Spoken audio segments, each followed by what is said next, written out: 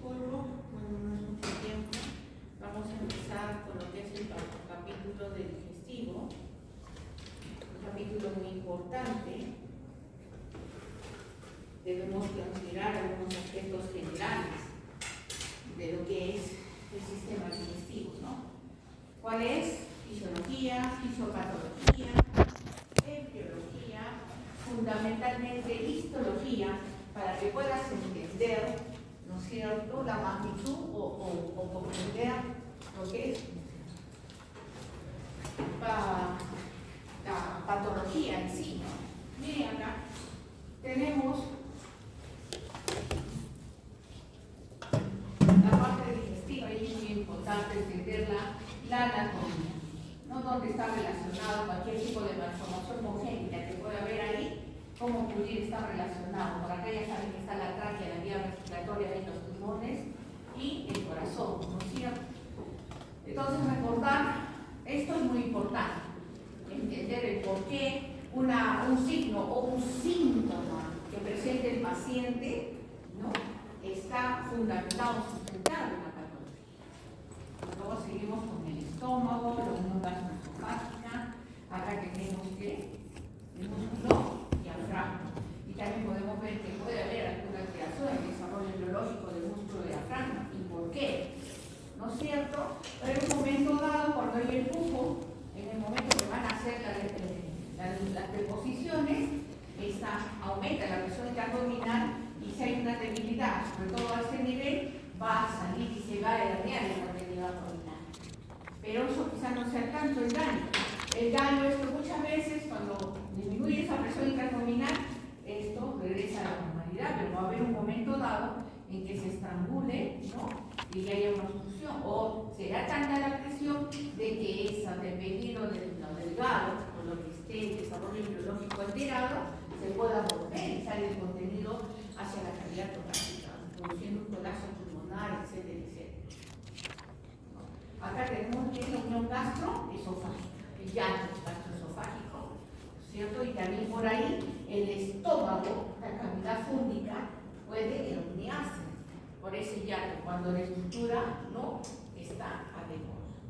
Recordar entonces cómo es anatómicamente el sistema digestivo que se origina en la cavidad oral y que finaliza en el recto. Es obligatorio que se acuerden todo ello para que podamos comprender muchos aspectos. Tenemos las malformaciones congénitas, ¿no? La atresia, un término que ya conocen, es sin luz, en comparación a la estenosis, que hay una luz disminuida, pero no hay desecho, que aunque sea una hoja, pero pasa. Al hablar de atresia, la falta de una perforación, la presencia de una luz, puede estar reemplazado por un tejido conectivo, membranoso, etcétera, pero no hay luz. Hay significa sin, por favor.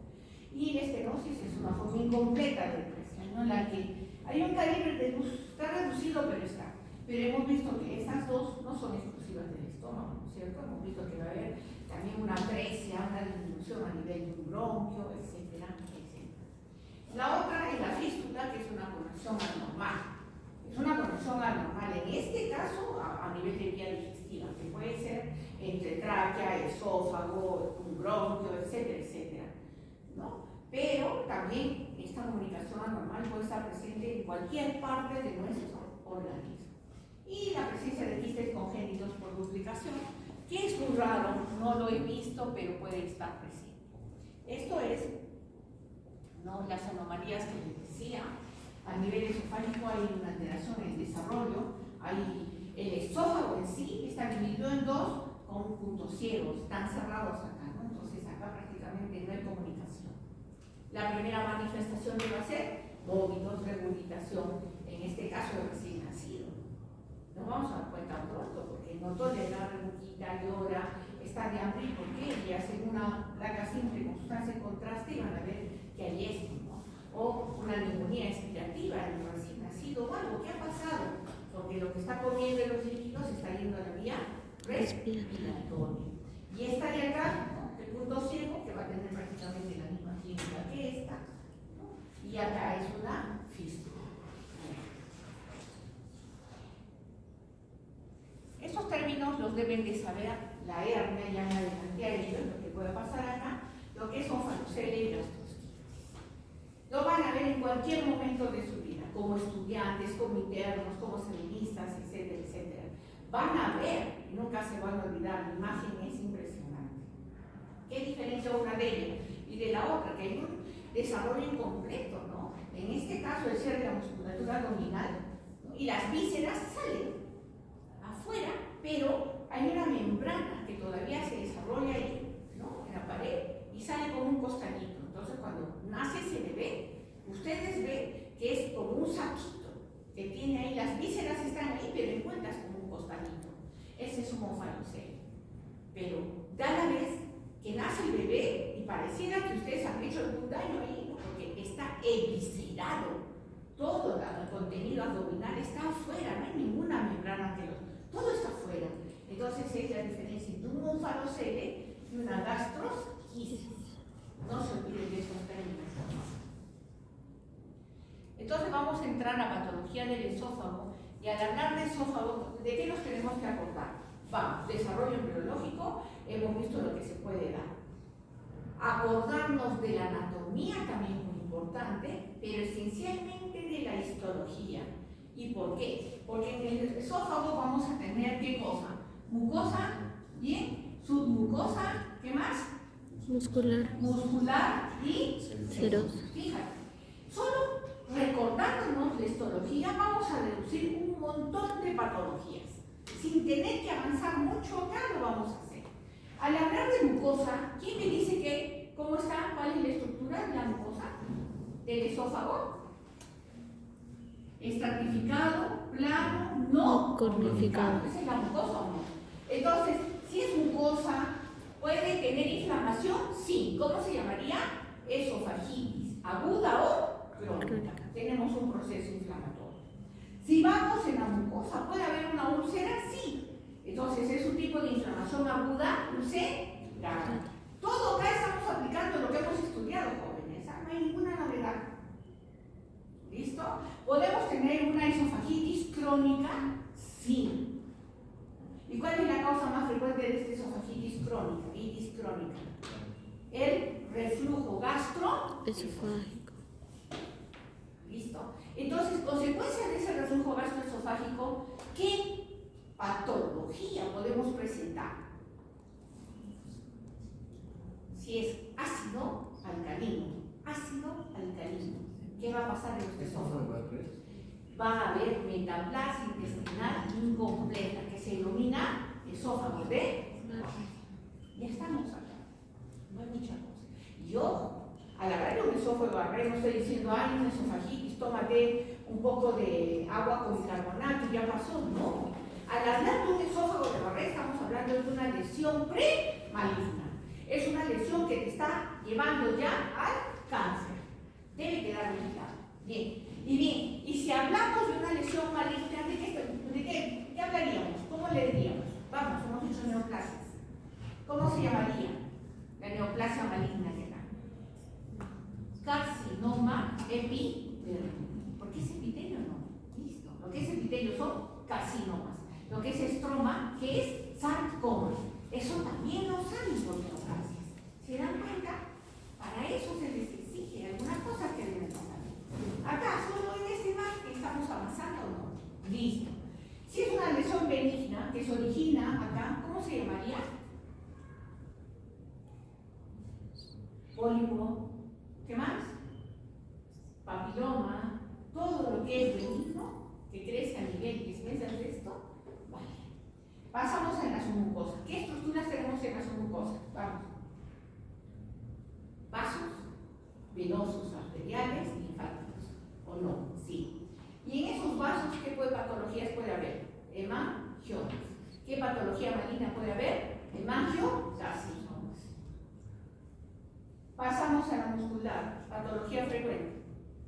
Leiomioma. Patología maligna frecuente. Leiomioma.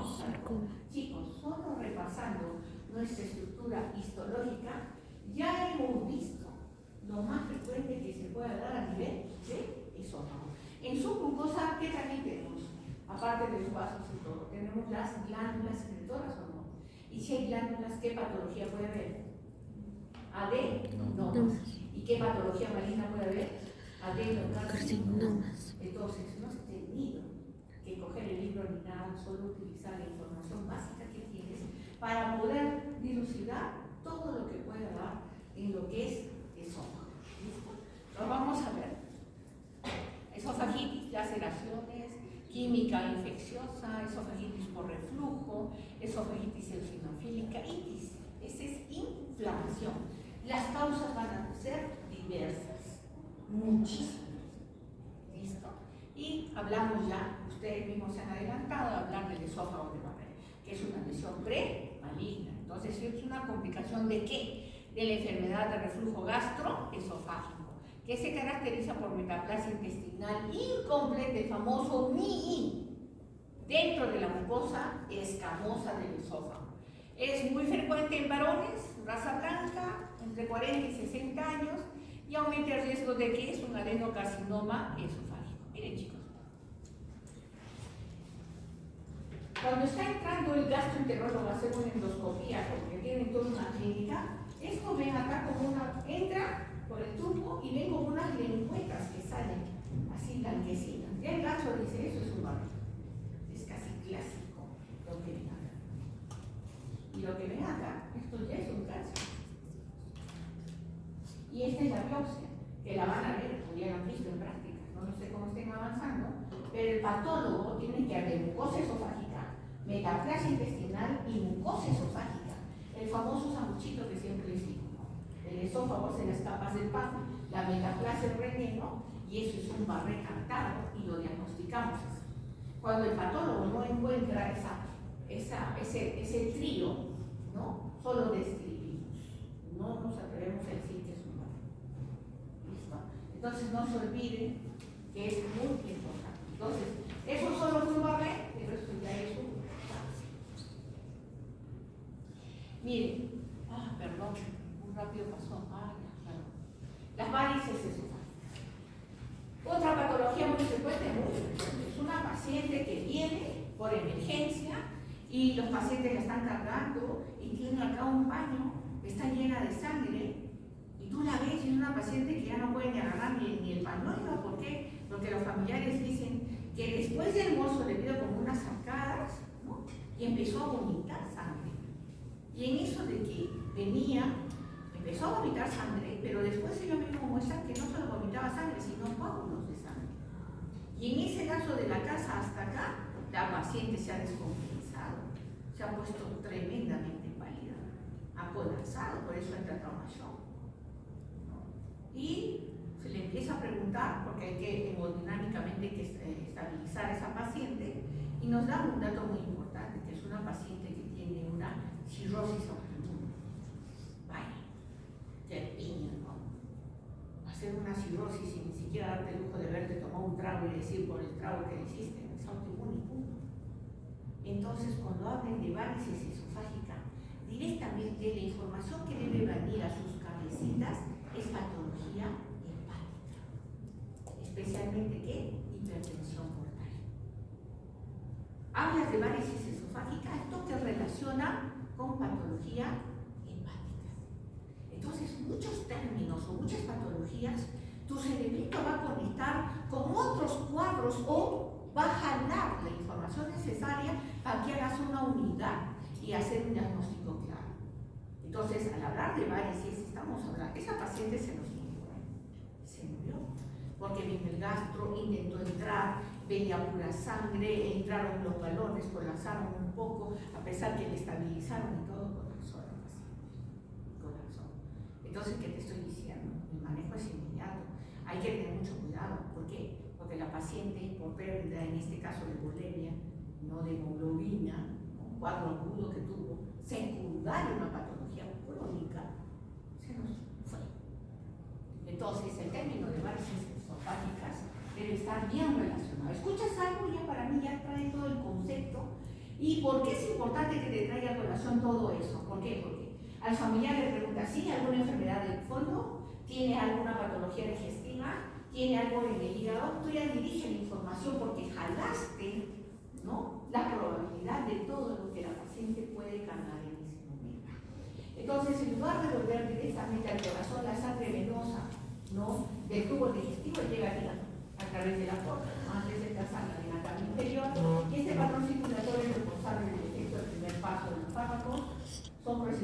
importantes en el hígado antes de pasar a la circulación sistémica. Y las enfermedades que impiden este flujo provocan hipertensión portal y producen el desarrollo de varices. Estos son, ya sabes que son dilataciones de las venas. ¿Qué va a pasar? ¿Qué cosa? Hemorragia digestiva, en este caso alta, porque hablamos de hemorragia digestiva, que tienes que organizar alta o baja, porque también hemorragia digestiva baja. ¿Sí? Entonces esas imágenes nunca se olviden de ellos. Perdón. Los tumores esofágicos, ya hablamos de ellos, ¿no? El adenocarcinoma y el carcinoma epidérmico. Ya deducimos qué podía haber y dónde podía estar, ¿ok? Pero bien, el adenocarcinoma y el carcinoma epidermoide, ya estoy diciendo, este es mucosa y esto es mucosa. Y cuando tú sospechas de un paciente, porque generalmente el paciente que tiene un cáncer en el esófago, tiene siempre molestias digestivas. No le da muchas veces importancia. ¿Hasta qué?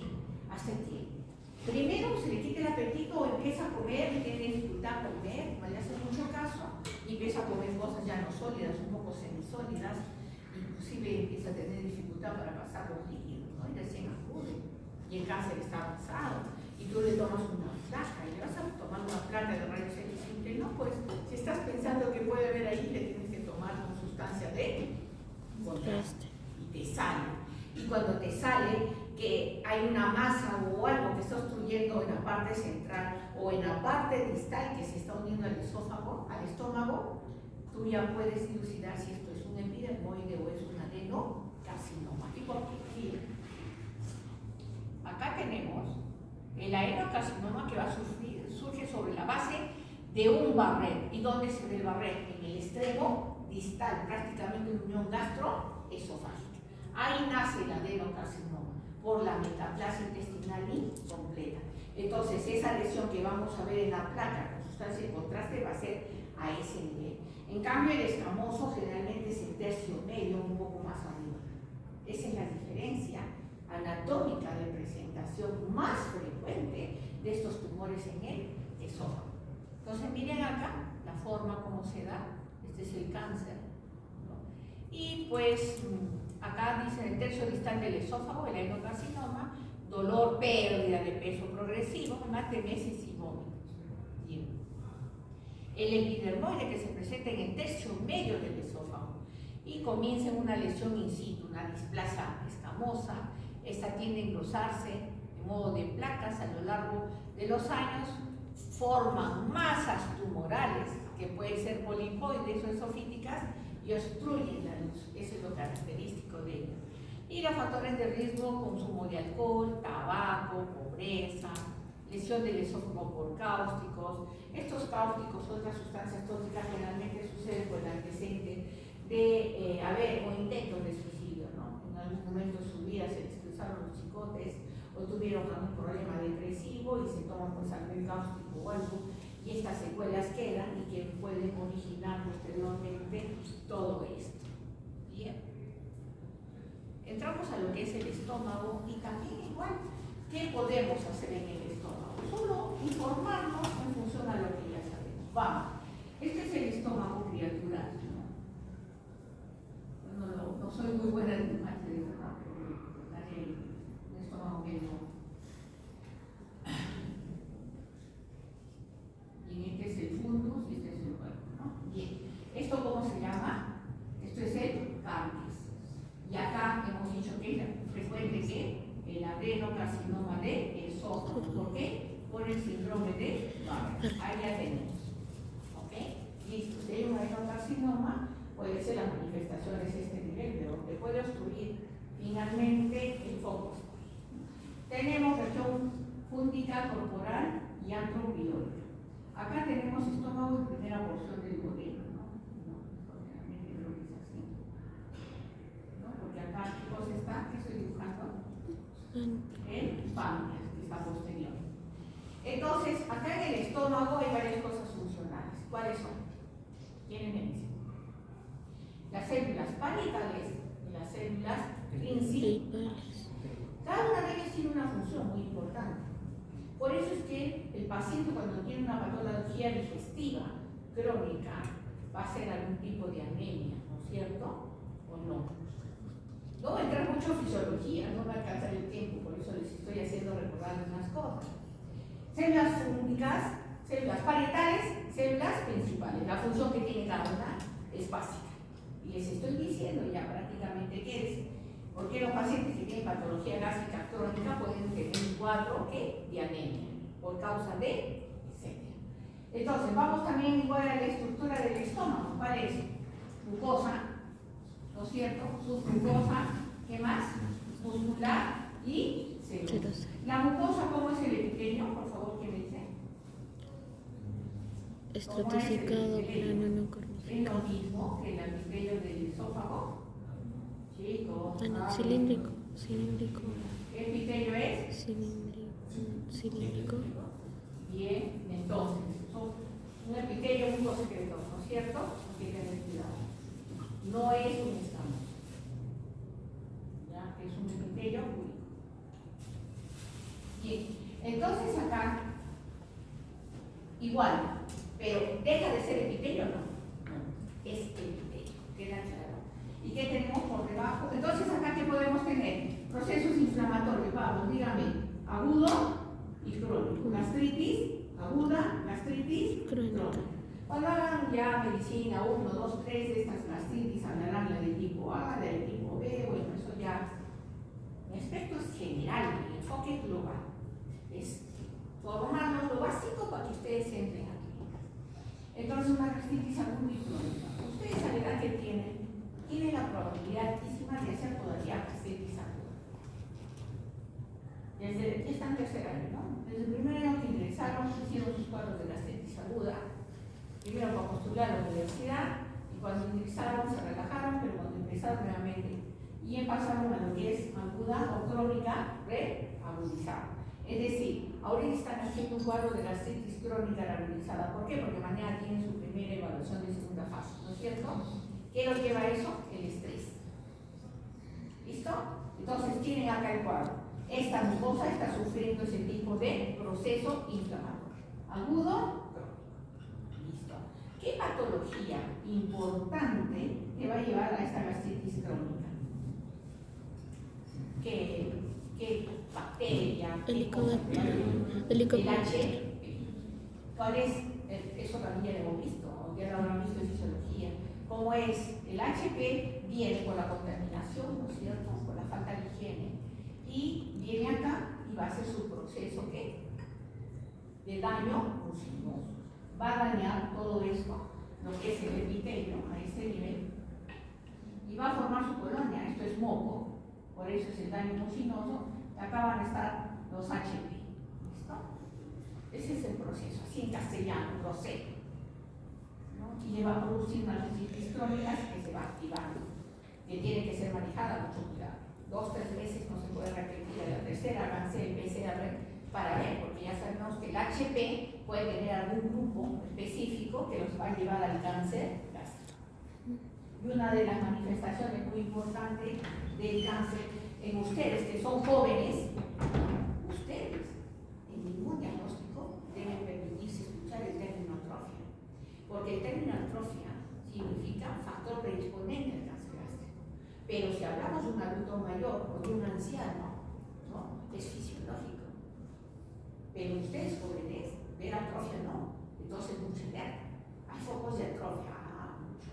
Este de acá no está produciendo atrofia, no está produciendo cambios importantes y tengo que ver, porque a lo mejor ese HP que está que me friega cada rato es un serotipo que le puede llevar al cáncer gástrico. Se dan cuenta que estamos utilizando adaptaciones fisiológicas y patológicas. Se está haciendo solo uso de eso. ¿Listo? Ya, finalmente, si ese HP y es un agresivo, acá se puede originar un cáncer. No, sí, claro.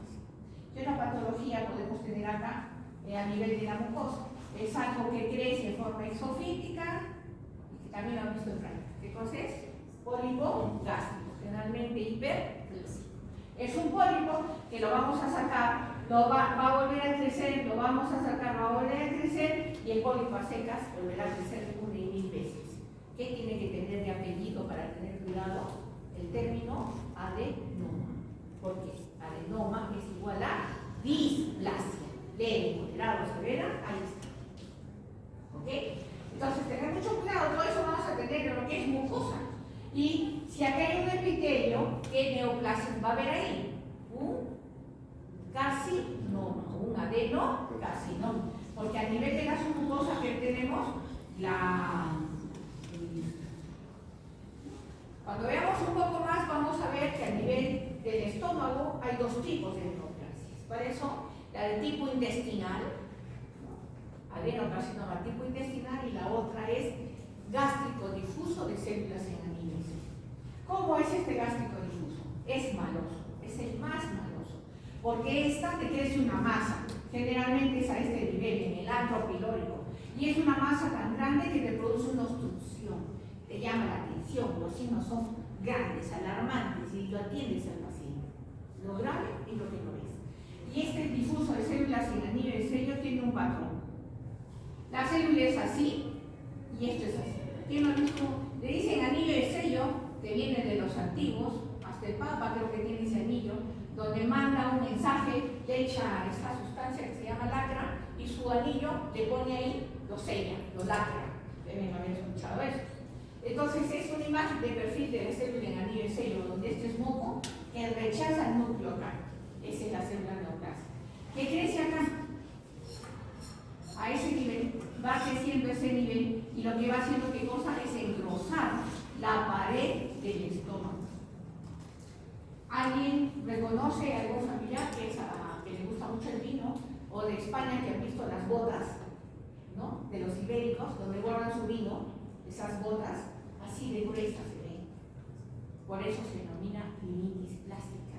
Ustedes entran, las necrosis que hemos entrado, y vemos el estómago, generalmente tú agarras y no tiene contenido esa postura sin todo, pero cuando cogemos el estómago es como una bolsa, es como una bolsa de esas de agua caliente, ese material así, lo cogemos y es así, no pierde la forma porque esto está acá. Y ese es un gástrico difuso de células en anillo de sello. ¿Y saben por qué muchas veces no se le diagnostiquen las biopsias? Porque acá está el pliegue mucoso entre el gastro y biopsia acá o biopsia acá, y nunca llega acá. Y cuando ya tenemos metástasis y todo, vuelven a entrar, agarran biopsia más profundo y sacan el cáncer. Entonces hay que tener mucho cuidado con ese tipo de cáncer. Y en su mucosa ya sabemos que puede haber patología vascular, glandular, etcétera, etcétera. Y en la muscular igual puede haber un leiomioma, puede haber un leiomiosarcoma, etcétera, etcétera. Y a nivel del esófago o de todo el sistema digestivo, que tenemos el sistema agudo, el neuroendocrino, puede haber neoplasias neuroendocrinas. La primera, ¿qué cosa es? Hemos visto ya en la primera fase el carcinoide intestinal, y hemos visto, ¿no es cierto?, el carcinoide apeticular. Entonces, esa es una neoplasia neuroendocrina. Bien, nos hemos ido hasta ahí, sin embargo, hemos hecho casi todo lo que es estómago, ¿no? Vamos a ver ahora la teoría que nos dice, pero te estoy haciendo ver que no tienes que grabarte muchas cosas, porque es muy sencillo recordar todo esto. Entonces vamos acá a lo que es estómago, y vamos a ver las anomalías congénitas del estómago, que puede ser estenosis hipertrófica congénita del píloro, sí. Es una donde nacen y el pequeñito tiene problemas de replicación y todo, y en el píloro, bueno, veremos esto es el píloro, el antro pilórico, ahí está muy engrosado, hay una estenosis brutal, no pasa nada. Entonces entra el cirujano y hacen la famosa pilorotomía y lo encuentran así, al verso, y ven la luz, la estenosis hipertrófica congénita del píloro. Herencia multifactorial, frecuente en hombres, cuadro clínico, dificultad para el paso de los alimentos, náuseas, vómitos, y el tratamiento es una piloromiotomía. Luego tenemos el páncreas, el coristoma, ustedes ya saben qué es tejido pancreático ectópico en la pared gástrica, procesos inflamatorios, ácidos pancreáticos, conducto excretora inversos en el tejido glandular del estómago. Recuerden, no es raro encontrar páncreas en el estómago, en alguna de las paredes. Pero ojo, ese páncreas que está ahí no dice, ay, ese tejido, hay que agarrar y quitarlo. Recuerden que todo lo que está en esos colistomas son funcionales. Y es lo que suele suceder, por ejemplo, en la endometriosis, que es una patología muy frecuente, causa de infertilidad en la mujer. ¿Cuál es? cavidad uterina. Eso es endometriosis. ¿Y qué sucede? Que donde se encuentra presente también recibe un flujo renal, también cumple sus funciones como endometrio. Y igual acá, que encontramos páncreas por ahí, también va a cumplir con sus funciones. Bien, vamos a ver. Luego tenés la gastritis, en este caso gastritis aguda, es una ingesta del alcohol, ¿no? Por aspirinas, salicilatos, antiinflamatorios no esteroideos, erosiones multiformes en la mucosa, la sangre adherida aparece oscura debido a la exposición del ácido gástrico, hiperemia. Esos términos ya lo conocen, ¿no? Si no hay algunos, pregúntenme. Erosión de la muscular y de la mucosa. Al hablar de gastritis, nosotros los patólogos, realmente las agudas es casi difícil, ¿no?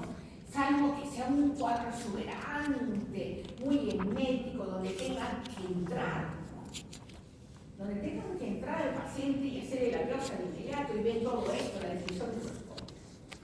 Después, generalmente, el cuadro agudo con la clínica y todo, se le da un manejo médico, medicamentoso, ¿no? Y se reincide o a pesar del tratamiento que le da, sigue, hay que hacer un seguimiento para ver. Y no solo la biopsia que nos llega, como ya también han visto en práctica, ¿no? Las biopsias de mucosa, donde vemos las características del epitelio de la mucosa, de la submucosa y de todo.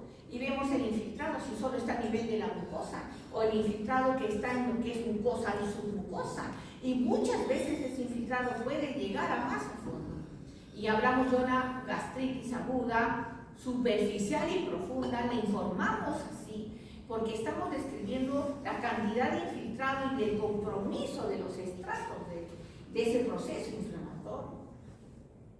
Es muy importante lo que nosotros los patólogos describimos morfológicamente y lo que el gastro, en función a ello, va a hacer y le va a dar un manejo no medicamentoso.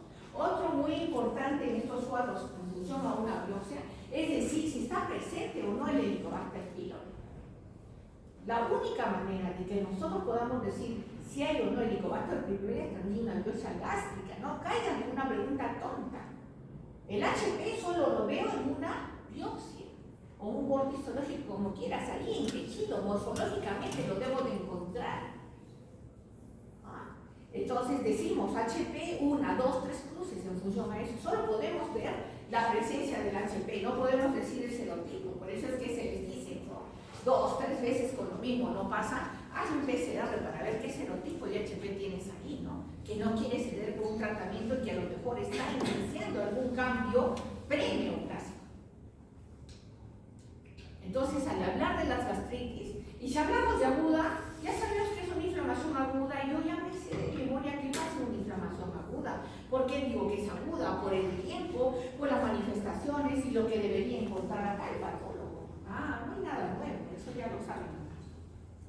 Otras causas dicen ácidos, álcalis, reflujo de sales biliares, del duodeno, tabaquismo, estrés, infección de sistema, bacterias, virus, isquemia, irradiación, congelación gástrica, etcétera, etcétera. Y acá tienen pues, ¿no? La lesión, la infección por el HP, antiinflamatorios, va a producir el daño mucinoso, y ese es el proceso que se da, ¿no? Por la formación de la úlcera. ¿Y qué es la úlcera? Es un tipo de inflamación aguda, ¿cierto? Ya ustedes también han estudiado eso.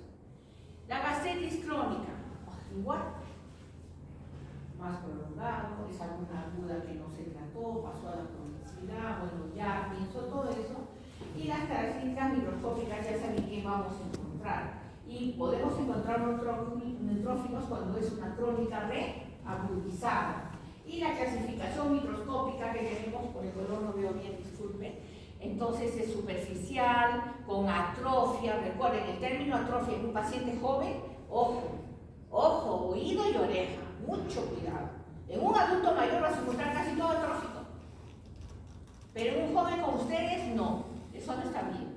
¿No? Y esto es todo lo que vamos a encontrar y nosotros tenemos la obligación de escribir para que el especialista, en este caso el gastroenterólogo, dé un manejo adecuado. Entonces puede haber sustitución parcial del epitelio, mucosa gástrica por metaplasia intestinal, ¿no es cierto? Inflamación crónica, linfocitos, células plasmáticas y también se puede observar atrofia glandular. Bien, La gastritis por Helicobacter pylori es un bacilo flagelado que vive en el moco gástrico y puede adherirse a las células del epitelio superficial y ubicarse en uniones intercelulares.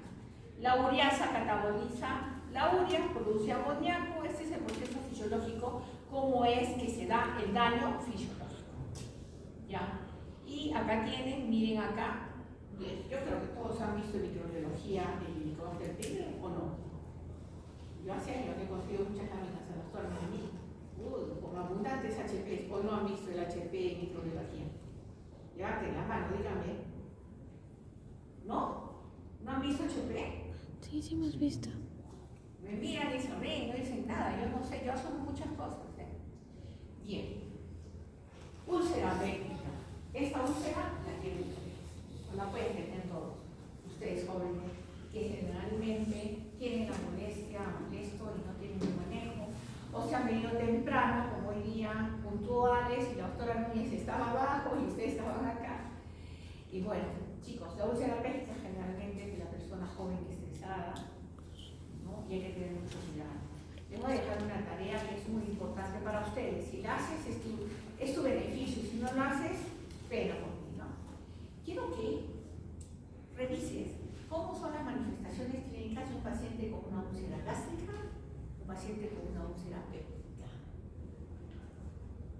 o una úlcera también duodenal. Tiene formas de manifestarse muy importantes. Por ejemplo, hay un paciente así, en general, lo suelto y dice: amanezco con un ardor brutal. La cosa es que cuando tomo algo, como algo, se me pasa. ¿Listo? Y otro te dice: amanezco, tomo mi desayuno, todo, y en el transcurrir del día tengo un malestar, me harto, fíjate. Ya me está dando diferencia ahí. Y es una gran diferencia en esos tipos que te digo. Revisas tu cuadro, es para ti. Nunca se te va a olvidar, porque tú vas a estar en emergencia, vas a tener un paciente, vas a estar el familiar. Y es muy rochoso, ¿no? Ese término lo utilizan ustedes cuando están ahí la familia, ¿no? En una reunión, y viene el mayor o viene el tío y te dice: hijito, mira que tengo tal cosa, ya cura, que eres tu médico. Pues que no le puedas decir nada, qué triste, ¿no? Entonces son cosas generales, disculpen, son cosas muy generales que estás en la obligación de hacerlas.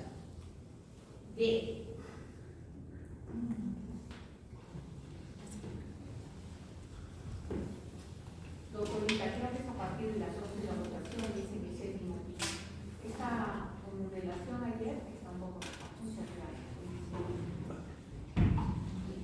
Entonces, eso es para ustedes, nunca se olviden. Así como les dije, tienen que aprender el edema de origen cardíaco y el renal, que en cualquier caso clínico se les puede presentar, pero si no lo estudias estás aquí. Y ahora que te digo, ¿no? Vamos a avanzar y vamos a hacer renal, y tienes que saber qué es un síndrome nefrótico y nefrítico. Ese es para ti, para tu vida, guaguas. Eso no se te debe de olvidar, porque es clínica púrica. ¿Qué? Clínica púrica. Así es que no se olvide. Al hablar de una úlcera péptica, ¿no? La aguda, el uso de antiinflamatorios, el estrés, mira, la úlcera de Cushing, úlcera de Cushing y úlcera de Cushing.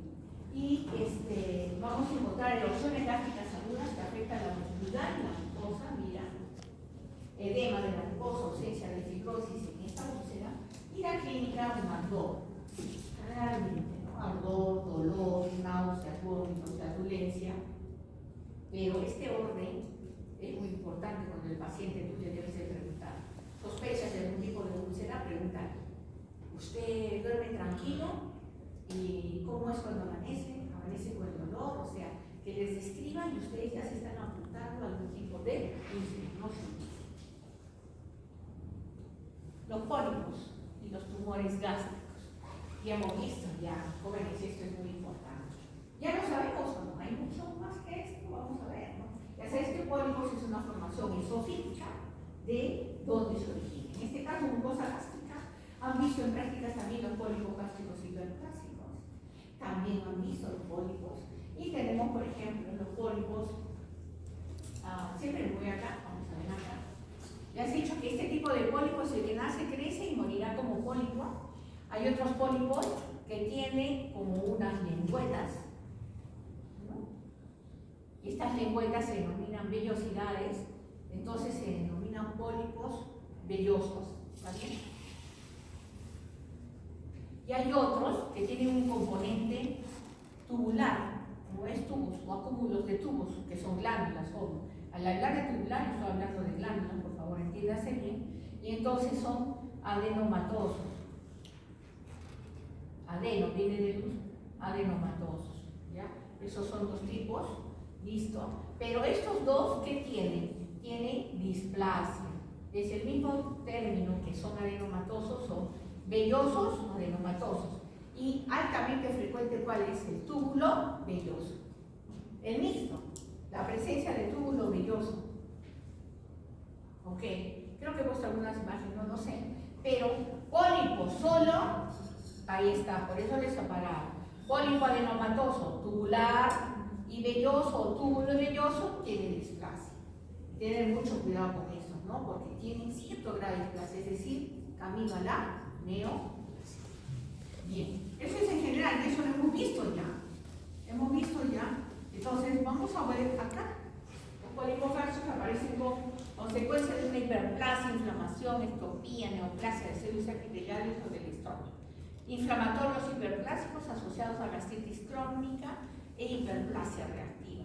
Pólipos de las glándulas únicas aparecen esporádicamente y es en sujetos de poliposis adenomatosa familiar, asintomáticos o náuseas, vómitos y dolor epigástrico. Miren acá. Los pólipos. Adenoma. Entonces, el adenoma me dice, ay, hay displasia. No, nadie me va a decir que no hay displasia. Si alguien me lo dice de verdad, me molesta. Porque el término adenoma, yo te he dicho, es displasia, ¿no? Y mira, aparece sobre una base de gastritis crónica con atrofia. Por eso que te digo que el término atrofia es un factor predisponente al cáncer gástrico. ¿Ok? Y metaplasia intestinal. Pero acá tiene un adenoma gástrico. Adenoma, ¿no? Es una lesión que ha salido y que tiene una displasia, sea leve, moderada o severa, tiene una displasia. Y ese adenoma, si no lo sacaron bien en la base de implantación, puede volver a crecer, sí, como un adenocarcinoma. Eso es lo que me dice el término adenoma. Bien. Luego que tenemos acá, ya un adenocarcinoma gástrico. Esta es una imagen de una gastrectomía que nos llega en fresco y nos llega el estómago amputado y tenemos que estirarlo, fijarlo en una tablita y ponerlo en formol para que fije bien y podamos hacer los cortes. Generalmente nosotros los patólogos hacemos el corte de normalidad y este es tumor. Hacemos un cuadrante normal, ¿listo? Y después amputamos de la siguiente manera: normal y tumor, normal y tumor, normal y tumor y normal y tumor. ¿Listo? Nosotros comparamos normalidad, porque da la casualidad que tomas una muestra acá y acá hay casos de focos o adenocarcinoma in situ. O sea, vamos a encontrar las diferentes fases o simplemente normalidad. Ahora bien, ¿ustedes ven como una lesión ulcerada o no? Sí. Alguien por ahí me preguntó, es que una úlcera puede desencadenar un cáncer gástrico. No. ¿Que el cáncer se puede ulcerar? Sí, y es lo que están viendo. Es un cáncer, es una masa tumoral que tiene una úlcera, que es ulcerada. Y es porque hay necrosis, hay muerte celular. Y la presencia de necrosis en un tumor también, ya les he dicho, criaturas, que es altamente agresivo. Nosotros lo vemos altamente necrótico. Entonces queda claro el concepto. Y les van a preguntar, la úlcera péptica de fulano de tal hizo que presente tanto, por lo que entiende tanto. Ustedes le ponen cáncer. No. Que el cáncer sucede es muy diferente a que una úlcera te dé cáncer. ¿Queda claro? Bien, entonces esto es lo que vemos acá.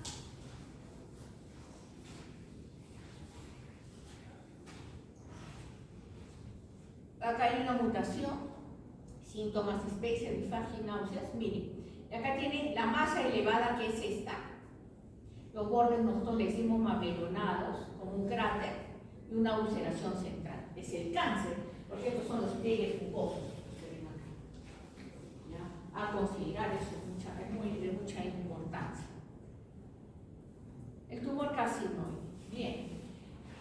Lo han visto también en microscopía, no es una neoplasia neuroendocrina. Lo bonito, podríamos decir, o lo bueno en este caso de un carcinoide, es que, igual como les expliqué en prácticas, que un carcinoide apendicular es un hallazgo incidental. No lo operaron al paciente. Si ustedes me hacen una revisión bibliográfica y lo operan al paciente, lo operan por una apendicitis aguda, complicada, lo que sea, y nos mandan apéndice fetal. Y nos llega un apéndice fetal, ¿no? De las puras. Y nosotros, esa es la base de implantación, o sea, la base de borde quirúrgico que nos ha mandado el apéndice. Y el protocolo mundial es hacer un rodete acá, tercio proximal, tercio distal, y este corte es así, no es un rodete. Entonces, ¿y por qué? Porque ya los estudiosos, yo no he creado nada por si acaso, han visto que la incidencia del cáncer en apéndice fetal es justo en este tercio, por eso el corte es así. Entonces, de 100 apéndices, de 1000, de 1000 da la casualidad que uno de estos cortes encontramos un carcinoide apendicular. Entonces el paciente es un cáncer, sí, ya salió ahí, no pasó nada, quédate tranquilo. Eso es, digamos, lo bueno del carcinoma. ¿Queda claro? Sí. Pero tener mucho cuidado con lo que es el intestino. En el fecal, como digo, de su borde quirúrgico, vemos y se acabó, salió ahí. Pero en el intestino, ¿no? Ahí, a nivel de lo que es submucosa, que tenemos vasos hemáticos, linfáticos, ¿no es cierto? Y ya eso puede migrar, tal es así que en prácticas han visto un ganglio linfático con metástasis de carcinoma.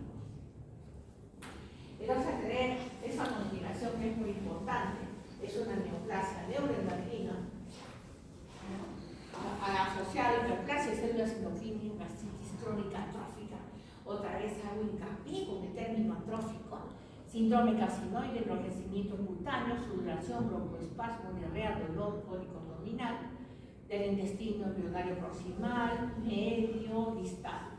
Y esto que ven acá es el carcinoide, este que ven acá.